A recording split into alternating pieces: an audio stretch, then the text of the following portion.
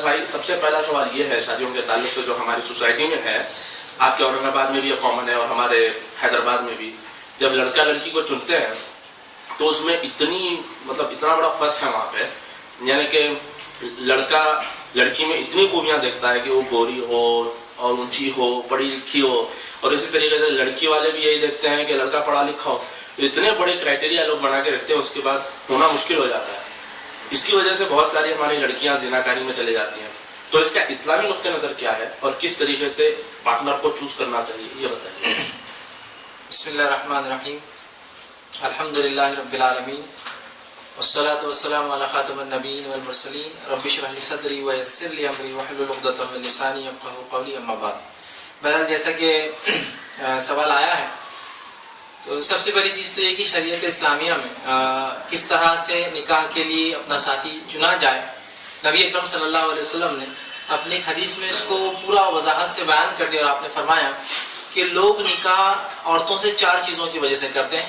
پہلا فرمایا ولی مالہا، لوگ عورتوں سے نکاح اس لیے کرتے ہیں کہ ان کے پاس مال ہوتا ہے. دوسرا فرمایا ولی جمالہا، اس لیے نکاح کرتے ہیں عورتوں سے کہ خوبصورت ہے. تیسرا فرمایا ولی حسبہا، اس لیے لوگ نکاح کرتے ہیں عورتوں سے کہ خاندان بہت اونچا ہے. پھر آپ نے فرمایا ولی دینہا، کہ لوگ دینداری کی وجہ سے نکاح کرتے ہیں. اور کہا ہے مسلمان نوجوانوں تمہارے ہاتھ خاک آلود ہو، یہ قسم کا محاورہ ہے عربی میں، خاک آلود ہو، تم دینداری کو لازم جانو. تو یہاں نبی اکرم صلی اللہ علیہ وسلم نے دینداری کو لازم جاننے کا ہمیں بہرحال حکم دیا. لیکن آج ہمارے پاس اتنے کرائٹیریاز ہم نے بنا دیے، اور یہ کرائٹیریاز بنانے کی بھی وجہ بہرحال میں بار بار کہتا ہوں وہ میڈیا ہے. میڈیا نے اتنی عورتوں کو اتنا بے پردہ، اتنا کھلا بتا دیا کہ ماں بچے سے نکاح سے پہلے پوچھتی ہے کہ کیسی لڑکی چاہیے، تو وہ بتاتا ہے بھائی ویسی چاہیے، حالانکہ ویسی تو ایک ہی رہتی ہو.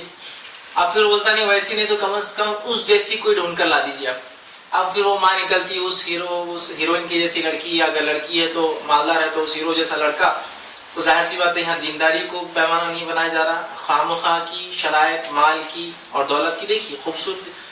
دینداری کے ساتھ مال و دولت ہو الحمدللہ، دینداری کے ساتھ خاندان ہو الحمدللہ، دینداری کے ساتھ جو ہے خوبصورتی ہو الحمدللہ. لیکن یہ سب ہے اور دینداری اگر نہیں ہے تو شریعت میں پھر درست نہیں ہے. اور جب ایسے نکاح ہوتے ہیں تو پھر اس کے نقصانات سماج بھگت رہے ہیں. اس لیے کہ جب ایسے 2 لوگ ملتے ہیں جن کی بنیاد دینداری نہیں ہوتی تو ہونے والی اولاد بھی ظاہر سی بات ہے پھر دیندار نہیں ہو سکتی. اس سے سماج اور معاشرے میں بہت ساری برائیاں پھیلتی ہیں. اچھا فیض بھائی،